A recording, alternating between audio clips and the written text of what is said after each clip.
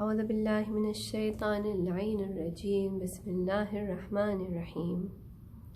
الحمد لله رب العالمين، والصلاة والسلام على أشرف الأنبياء والمرسلين أبي القاسم محمد. اللهم صل على محمد وآل محمد وعجل فرجهم. بسم الله الرحمن الرحيم. إنما يريد الله ليذهب عنكم الرجس أهل البيت ويطهركم تطهيرا. اللهم صل على محمد وآل محمد وعجل فرجهم. بسم الله الرحمن الرحيم. رب اشرح لي صدري ويسر لي أمري واحلل عقدة من لساني يفقه قولي. صلوات. اللهم صل على محمد وآل محمد وعجل فرجهم. I can't hear you. اللهم صل على محمد وآل محمد وعجل فرجهم. And a third salawat for Imam Zamana with your loudest voice. اللهم صل على محمد وآل محمد وعجل فرجهم.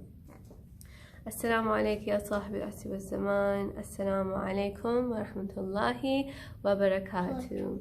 السلام عليكم everyone. Today is the 2nd of Muharram and we are doing a children's majlis today, inshallah. And the topic today is the importance of majlis and being an azadari.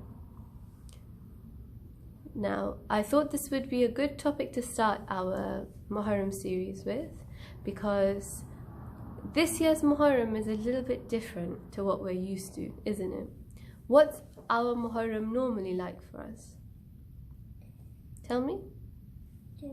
Yeah, what do we normally do in Muharram? Where do we go? To the mosque. Yeah, normally we go to the mosque. Normally we go for majlis, and at night time, sometimes even when we have school, we're going and we're coming back late. Yeah, we have to go in our cars. There's lots of people. Sometimes people we don't see all year, we see in Muharram, and we quickly rush at home to get things ready to go to the majlis. And when you go to the majlis, what happens? What do you normally do in the majlis? What do we used to do before this year? You go and sit down in the mosque. Yeah, in the mosque, and then after the majlis finishes, what happens? After the Maulana or the Zakira finishes, then what happens?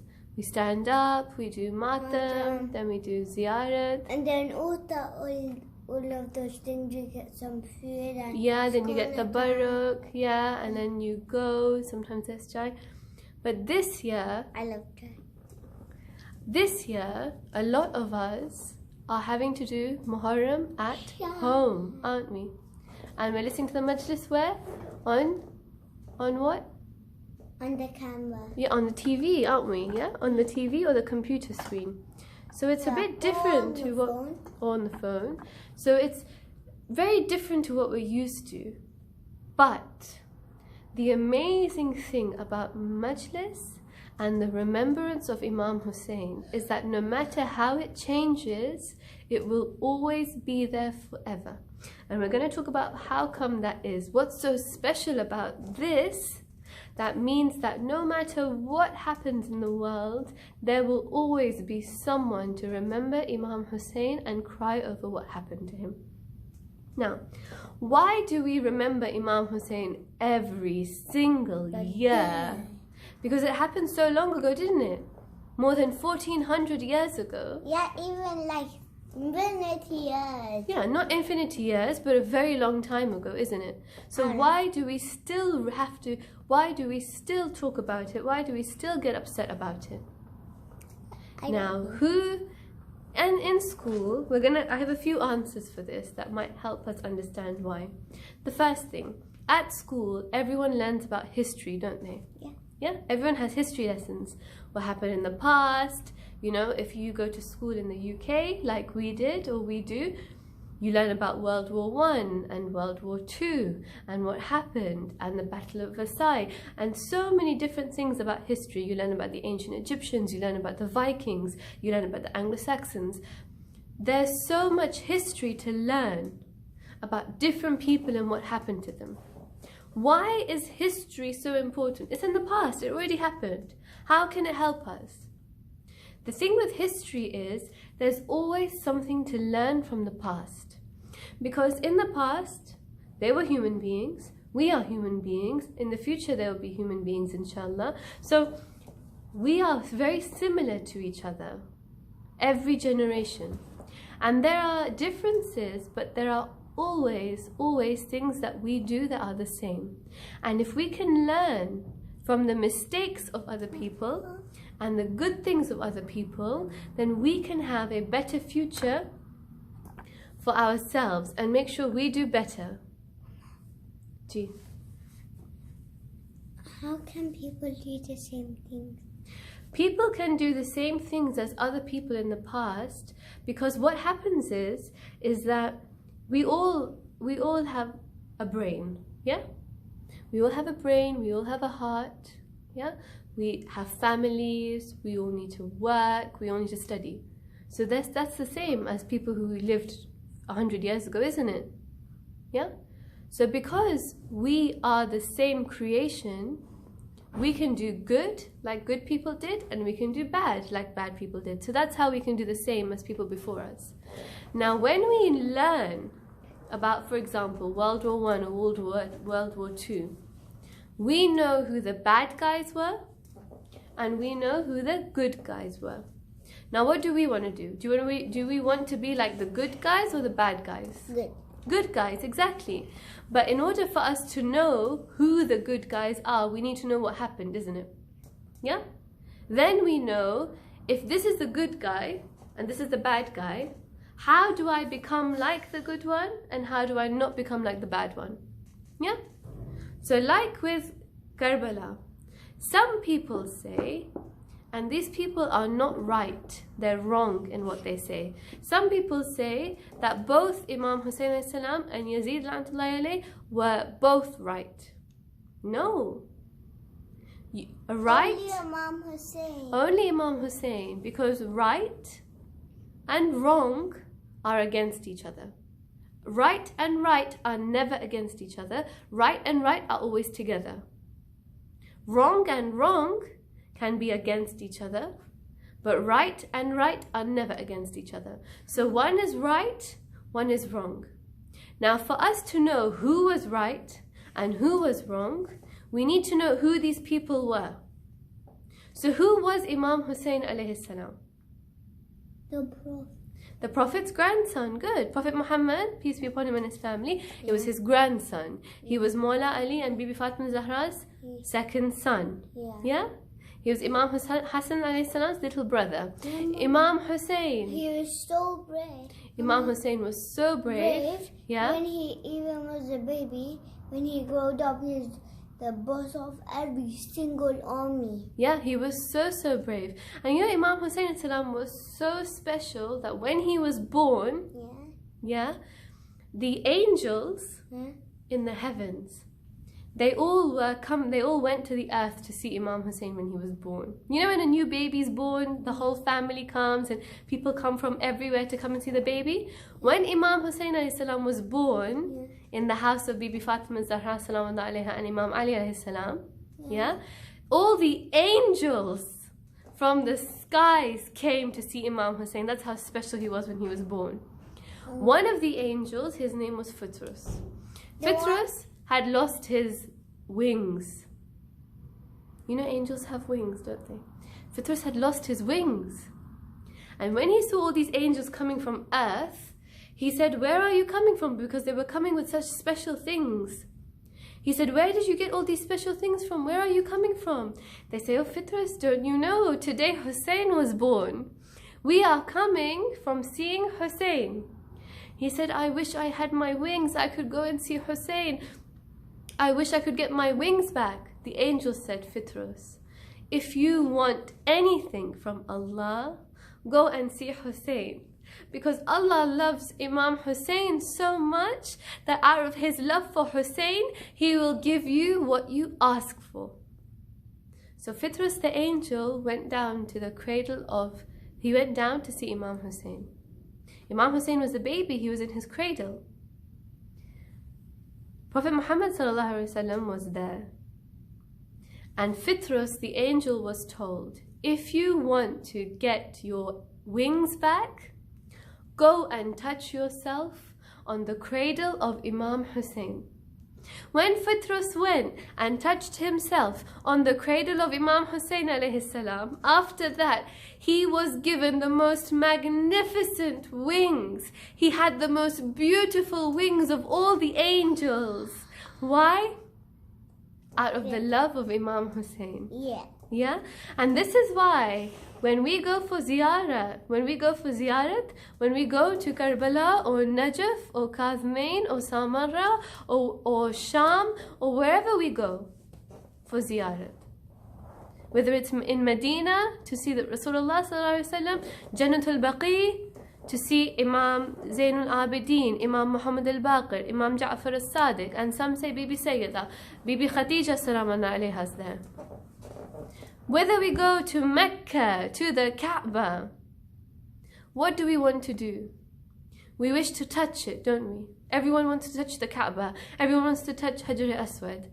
Everybody wants to touch these special things.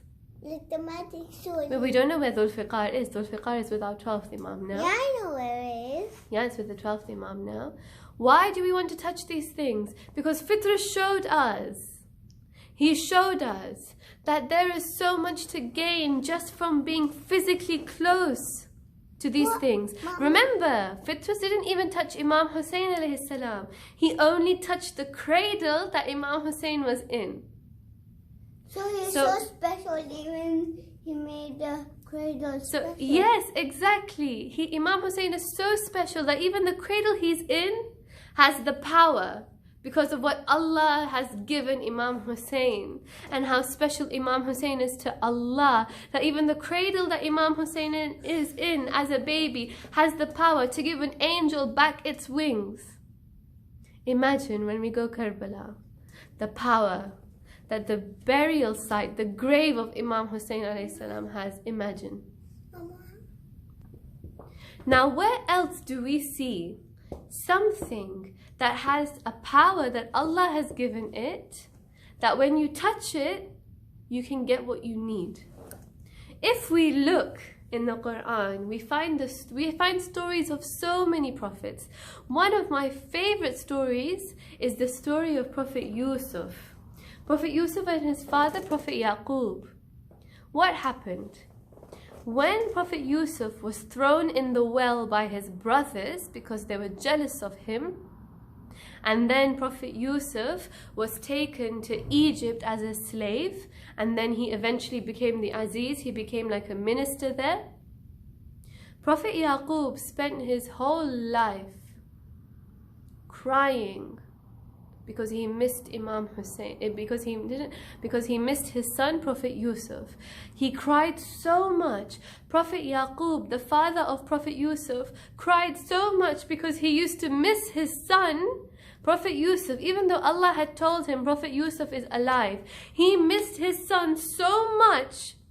He used to cry so much that he went blind. He lost his eyesight. And when they all grew up, when Prophet Yusuf was then a grown man in Egypt and he was the Aziz, he was the minister, and his brothers came, they didn't recognize him because they had left him in the well when he was only a child. And they didn't expect him to be a minister of Egypt now. When they saw him, they said to him, "Our father Yaqub, he's lost his eyesight. He is old now. He can't come himself. We've come on his behalf." What does Prophet Yusuf do? Prophet Yusuf takes his shirt off and gives it to his brothers and says, "Tell your father to rub this cloth on his eyes and he will get his eyesight back." So the brothers take Prophet Yusuf's shirt. They don't know it's Prophet Yusuf. They take the shirt back to Prophet Yaqub. Prophet Yaqub puts this shirt on his eyes, and subhanallah, through the power that Allah has given His Prophet, and anything that is touching His Prophet and related, anything related meaning even the cloth that he wears. Yeah? I'll explain this point in a minute. Even the cloth that Prophet Yusuf was wearing had enough power in it, had enough blessing in it, had enough barakah in it to give Prophet Yaqub back his eyes. Now that's Prophet Yusuf. Where is Imam Husayn alayhi salam? So, Mama. So imagine, so it's not any shock or surprise that even the cradle of Imam Husayn or anything to do with Imam Husayn will be able to have the power to do much more. Mama. Yes? When will they know it's actually their brother?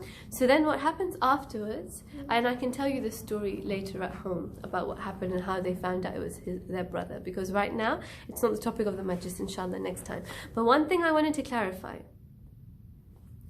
When we said anything related to someone special, it's not anyone related to someone special. Okay, last question? Last question. Can you tell me in the work when you're finished? Yeah, I'll tell you when we're finished. Not anyone related to someone special has that power. No. Because look, we see Prophet Yusuf's shirt had more power than Prophet Yusuf's own brothers. Why? Because Prophet Yusuf's own brothers, even though they were related to Prophet Yusuf, were not pure in their heart. What does that mean? They weren't good in their heart. They were jealous of Prophet Yusuf, they left him, they lied to Prophet Yaqub. Yeah? So even if you're related to a prophet. How much were they? How much bad brothers were they? There were 12 brothers, I think. Huh? 12 brothers. And we're not counting Prophet Hazrat Benjamin. But the point is that even if you're related to the Prophet, it doesn't mean that you're good. It doesn't mean that you'll have that power. No, it's about how pure your heart is, how good your heart is. And remember, we said, right and right are never against each other. Right and right will always be seen together. Right and wrong will be against each other. Yes, remember this point. Like we see Abu Lahab was the chacha, was the ammu, was the uncle of Prophet Muhammad sallallahu alaihi wasallam. Was he good? No. The Quran itself says about Abu Lahab he wasn't good. But he was related. He was blood relation. But still, it's not about who you're related to. It's about how pure your heart is, how clean your intention is, how much love you have for Allah and the Ahlul Bayt. That is what says whether you're on the right or the wrong. Now, why do we remember Imam Husayn? Abu Lahab was bad, yes. But look at the other uncle, Abu Lahab's own brother, Hazrat Abu Talib alayhi salam. How amazing was he? He looked after Prophet Muhammad sallallahu alaihi wasallam when he was an orphan. He raised Mawla Ali. He raised all his sons.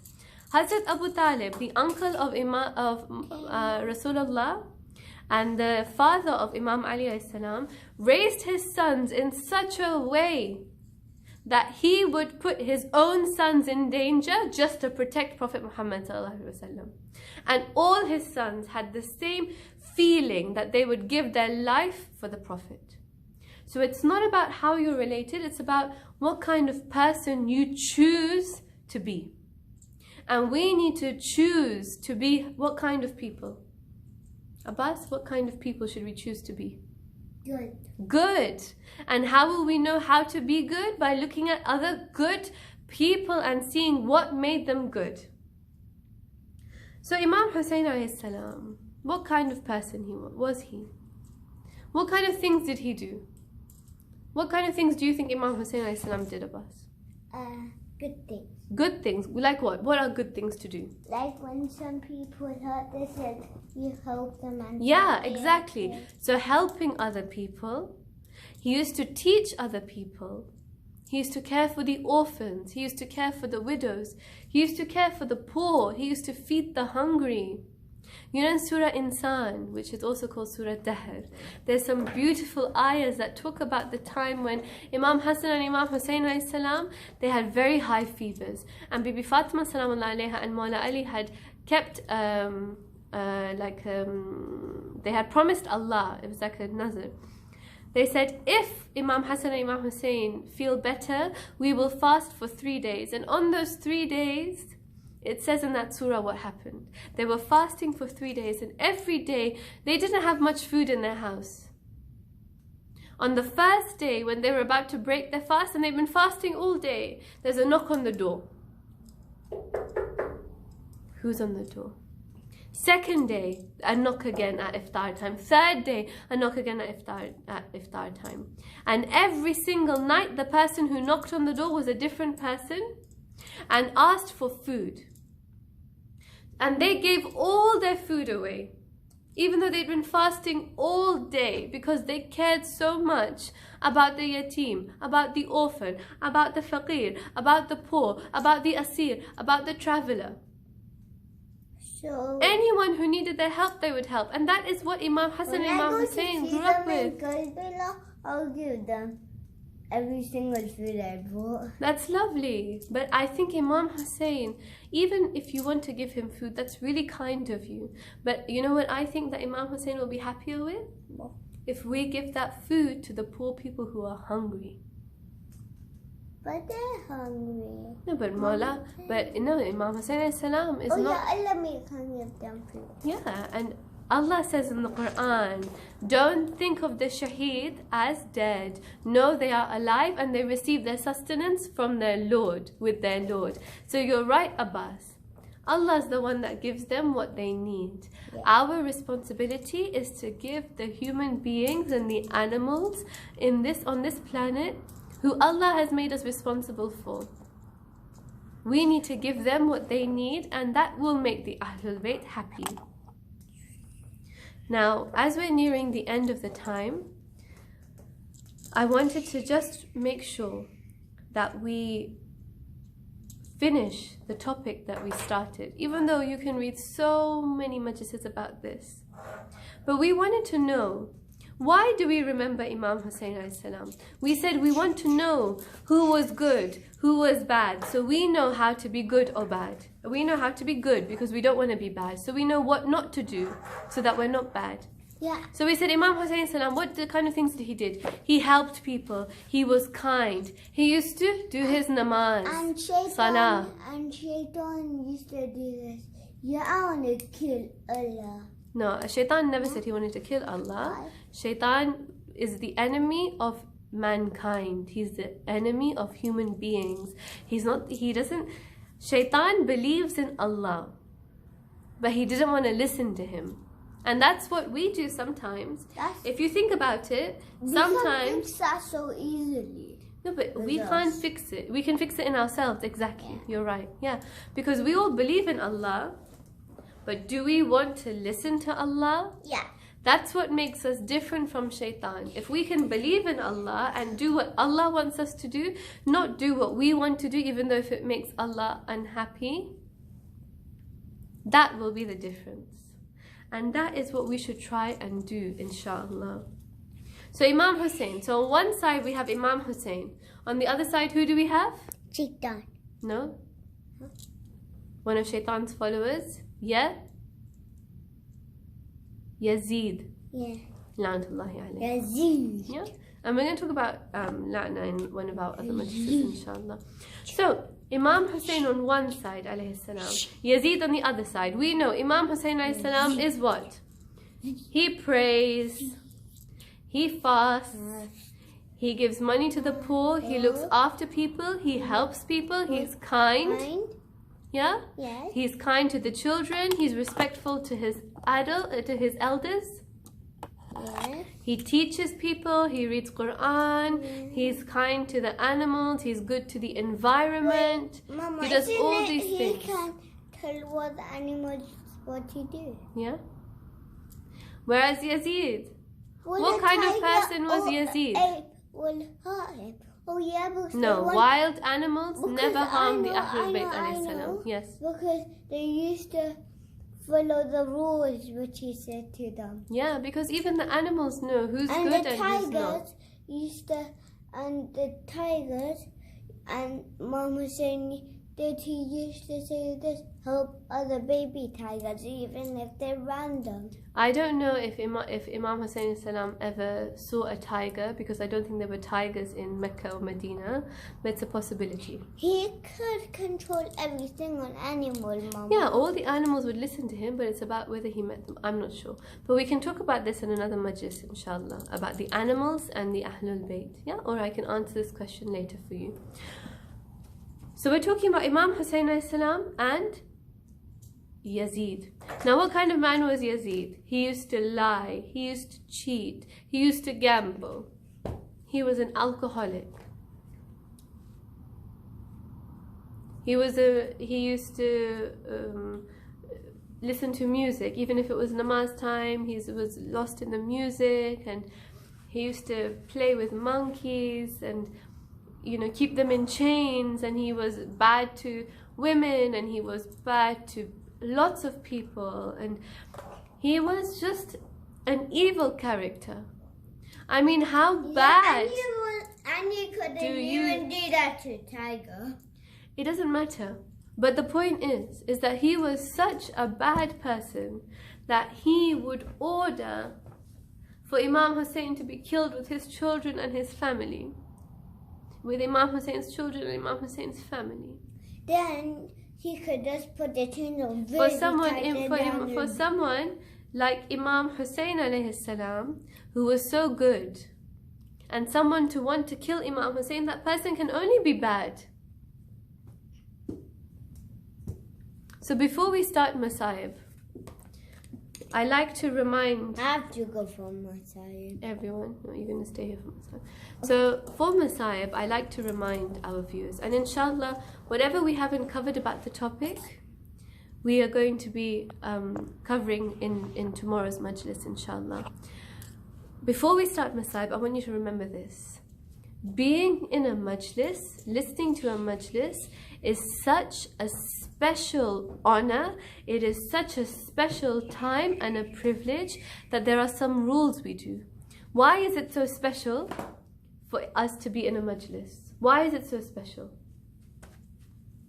Because Bibi Fatima salamullah alayha asked Allah for people to be born who would remember Imam Husayn AS and what happened to him to the Day of Judgment.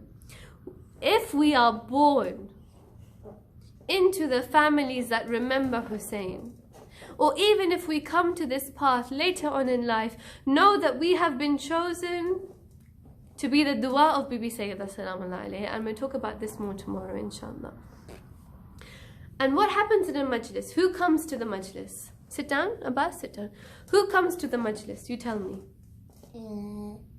People. What special people come to the majlis that we can't see? Every single majlis, no matter where it is, who comes? Yes?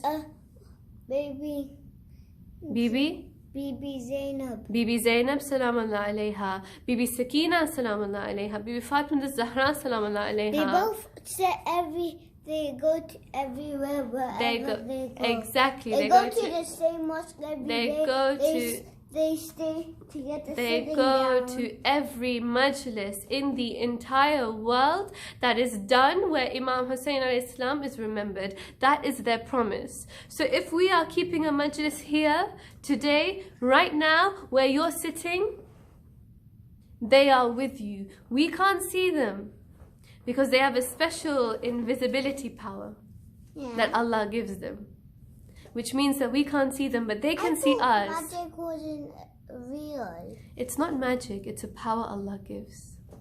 I want that power. Inshallah, we will have it when we die. But they have this special power where we can't see them, but they can see us. So imagine, before we start Masaib, I want you to think, maybe Bibi Sakina, salamullah alayha, is sitting right next to you. Maybe Bibi Zainab, salamullah alayha, is sitting right next to you. How do you want her to see you sitting in her Baba's majlis? How do you want her to see you sitting in her brother's majlis? We need to show them how much we love them and how much we love Imam Husayn and how sad we are. We're sad with them. You know, when someone in our family dies, when people come to see us, we don't want them to be laughing and happy when we're sad. We want to know that someone is sad with us. It makes us feel better. It makes us feel like we're not alone. When we're in a majlis, especially at Masaib time, when they come and they're with us, we need to show them that we are with you. We share your pain. We share your grief. And one of the Imams ﷺ have said, when you hear the Masaib of Imam Husayn, and that means anyone in the family of Imam Husayn, you should try your best to cry. Cry with tears. Yeah, we're coming to that. Cry. Because there's a hadith that says, even if you cry a tear the size of a mosquito's wing, Jannat, paradise, heaven is wajib on you. That means you will definitely go. If you cry even the tear of a mosquito's wing the size for Imam Husayn and what happened to him, which is super, super small. Huh? So the Imam says, cry when you hear about Husayn. If you can't cry, if it's too difficult, then make the sound of crying. At least make the sound of crying. You know, when we try and make the sound of crying, we feel silly, we feel like we're showing off, we feel like someone's gonna laugh. Don't care about anyone else. Care about Bibi Sakina, who might be sitting next to you, and how she must be crying for what happened to her Baba. Think of her. And the hadith says, if you can't cry, make a sound of crying. If you can't make a sound of crying, then just at least make a sad face. At least make a sad face. So now that we're starting Masaib, I want you to remember these things. So now that we're starting Masaib, keep these rules in mind. Try and cry. And you know, when you're thinking about what happened, I want you to imagine yourself in that person's place. Imagine if you were that person, how would you feel? And if you can't cry, real tears, cry with sound. If you can't cry with sound, at least make a sad face. Today's Masaib is going to be about Bibi Sughra, salamullah alayha. Who was Bibi Fatimah Sughra? Bibi Fatimah Sughra was the daughter of Imam Husayn AS.